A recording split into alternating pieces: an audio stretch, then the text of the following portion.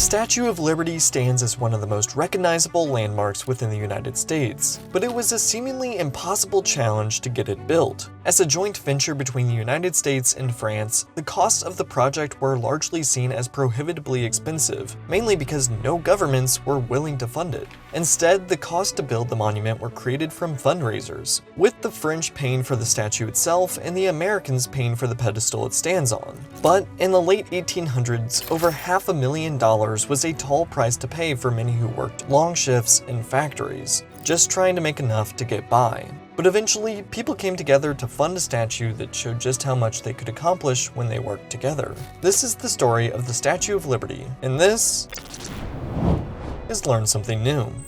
The story behind the Statue of Liberty starts with the Frenchman Edouard de La Bouillie, who in 1865 suggested the idea of presenting a gift from France to the United States that could serve as a monument to French and American political relations, while also celebrating 100 years since the Declaration of Independence had been signed, and to mark the recent abolition of slavery after the end of the Civil War.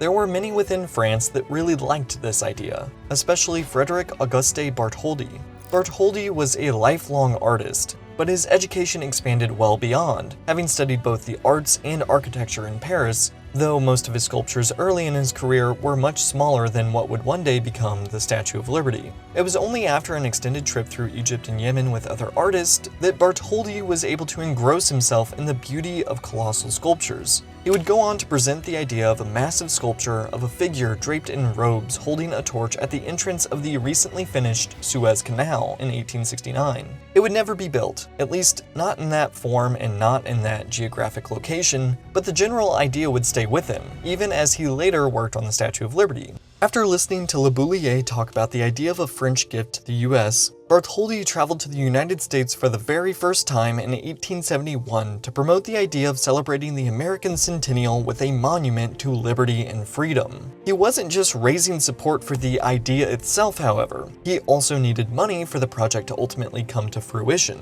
You see, the point of the statue was that it was from the people of France to the people of America. It would be a joint venture between the two countries. The French would sculpt and assemble the statue, and the Americans would build the pedestal that it would be placed atop. All of this in the hopes that it would be completed before 1876, 100 years after the Declaration of Independence was signed. Things wouldn't exactly go to plan, however, mainly stemming from the cost of the project. The US was having a more difficult time coming up with the roughly $270,000 to transform the island into a pedestal capable of holding the giant statue. Some newspapers of the time were insinuating that the statue was a money vacuum, a project that would only see costs grow before ultimately falling apart. So even after the French had completed their fundraising efforts in 1880, a full 4 years after the 100-year anniversary that Bartholdi initially wanted to have the statue in place by, the United States was still lagging behind on its end of the bargain. There were talks about Congress putting up the rest of the money required, essentially funding the project through tax dollars instead of fundraising, but this too would fall apart since the United States Congress couldn't agree on a spending package,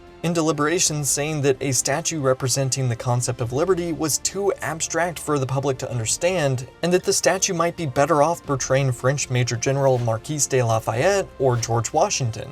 The infighting meant that no money would be allocated to the statue at the federal level. It was a similar story at the state level as well, with Grover Cleveland, who at the time was the New York governor but would one day become the president in 1885, saying that no state or city funds would be used in creating the pedestal. That didn't mean there weren't any governments willing to fund the statue, though. Boston and Philadelphia both expressed some level of interest in helping fund the cost of the monument on the condition that it was moved to their cities instead. Bartholdi actually leaned into this, playing up the idea that if New Yorkers didn't help get the statue funded, they might not get it at all, with another city like Boston getting it instead, resulting in New Yorkers immediately creating fundraisers including art shows, auctions, and even a prize fight benefiting the pedestal's creation. But even with this newfound motivation, the money wasn't coming in nearly fast enough for the project to proceed.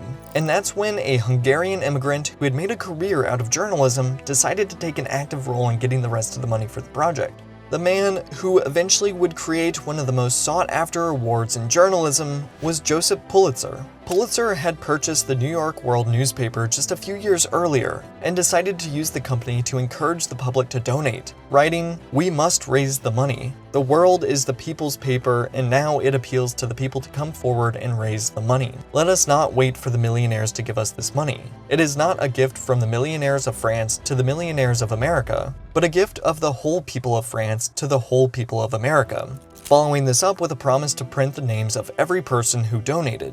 In the end, Pulitzer not only printed the names of those who sent in money, but also included details that people had sent in with the money, like why they had donated or how they had made the money, including $1.35 that had come from a kindergarten class in Iowa. They secured the last of the money required for the pedestal in August of 1885. The statue was separated into 350 pieces and put into 214 crates before being shipped across the Atlantic Ocean, arriving in New York Harbor on June 17, 1885. The parts sat on Bedloe Island as the workers continued to construct the pedestal. Once the pedestal was completed, the assembly of the Statue of Liberty would take place over the course of 4 months, eventually extending up to its current height of 305 feet. Going on to be dedicated on October 28, 1886 by President Grover Cleveland. Initially, the Statue of Liberty was placed under the purview of the United States Lighthouse Board, operating as a landmark for sailors. But in 1901, it was handed over to the United States War Department because of its proximity to Fort Wood on Bedloe Island. But when the federal government declared the statue a national monument in 1924, it fell under the care of the National Park Service, which still maintains it to this day.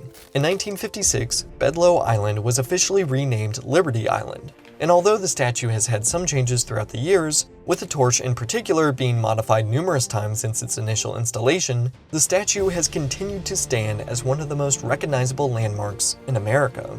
Thanks for watching! If you enjoyed this video, please consider liking and subscribing to the channel. Or if you want, you can check out the channel's Patreon, linked below in the description. I'd like to give a special thanks to the channel's patrons, but as always, thank you for watching. I'll see you in the next one.